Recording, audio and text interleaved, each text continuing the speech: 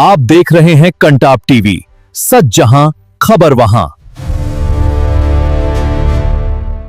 भारत के बीच हुए कई बड़े समझौते, पीएम मोदी को मिला सर्वोच्च सम्मान।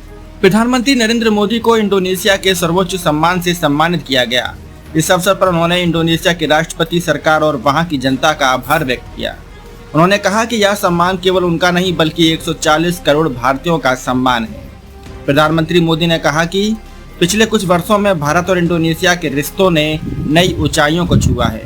दोनों देश विकास, सुरक्षा, तकनीक और कई अन्य महत्वपूर्ण क्षेत्रों में साथ मिलकर आगे बढ़ रहे हैं। उन्होंने विश्वास जताया कि आज से दोनों देशों के संबंध का नया और स्वर्णिम अध्याय शुरू होगा।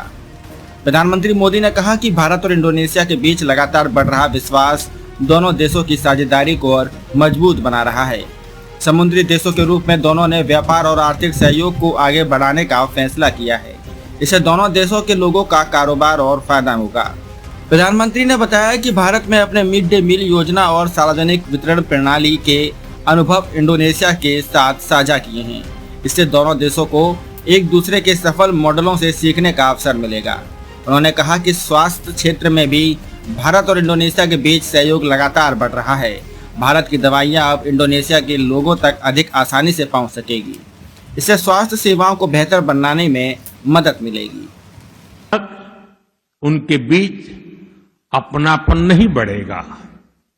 मुझे बताया गया है कि इंडोनेशिया में एक कहावत है और इसका अर्थ भी यही है, ताक केनाल माका ताक सायांग।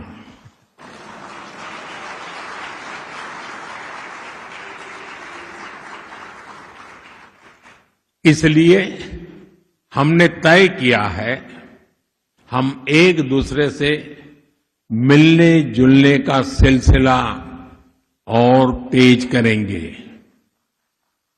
आज शाम मैं और राष्ट्रपति प्रबोवो यहां रह रहे भारतीयों से मिलेंगे।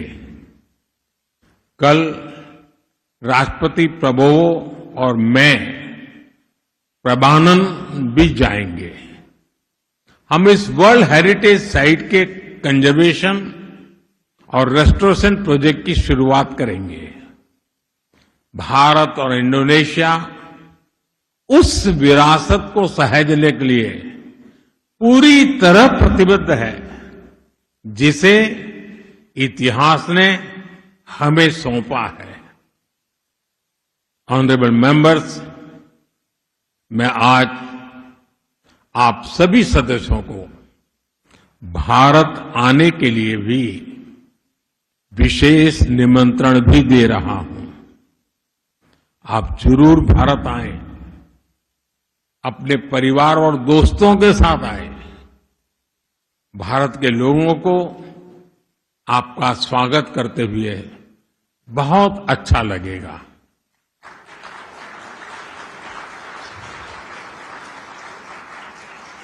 मुझे विश्वास है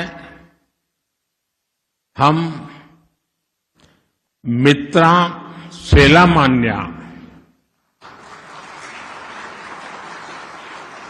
पार्टनर फॉर एवर बनकर काम करेंगे। हम मिलकर भारत और इंडोनेशिया के लोगों के लिए